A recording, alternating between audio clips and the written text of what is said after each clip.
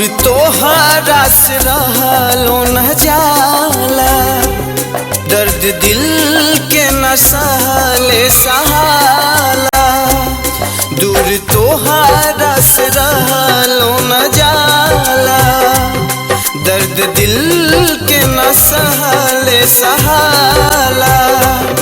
ए दर्दिया के मिले नहीं कोनो मरहम, कैसन दिहलो जखम। दूर तोहरा से रहलो न जाला, दर्द दिल के न सहले सहाला।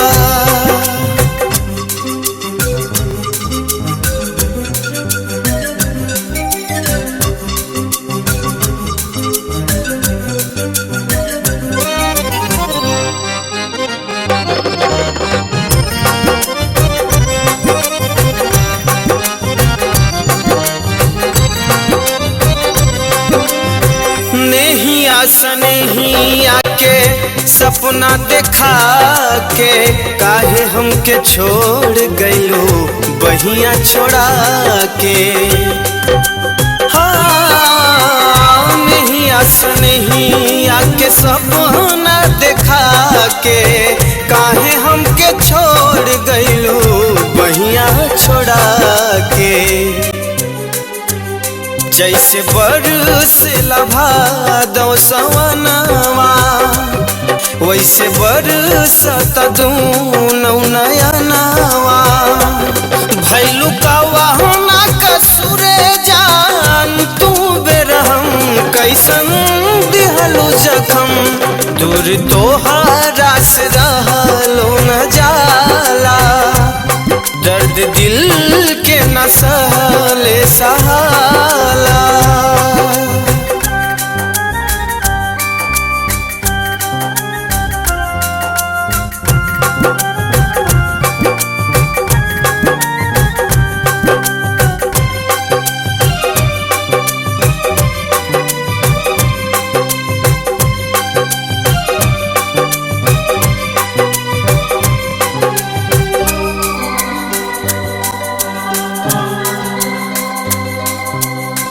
बन गइल काहे बाड़ू इतना कठोर हो, काहे तोड़ दिहलू पीरतिया के डोर हो। हाँ बन गइल काहे बाड़ू इतना कठोर हो, काहे तोड़ दिहलू पीरतिया के डोर हो। काहे काजल रितेश के रोआ के छोड़ देले बड़ू जियते मुआ के।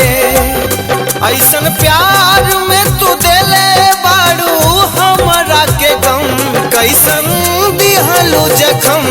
दूर तोहरा से रहलो न जाला, दर्द दिल के न सहले सहाला।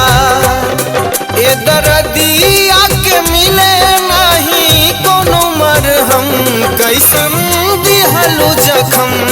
दूर तोहरा से रहलो न जाला, दर्द दिल के न सहले सहाला।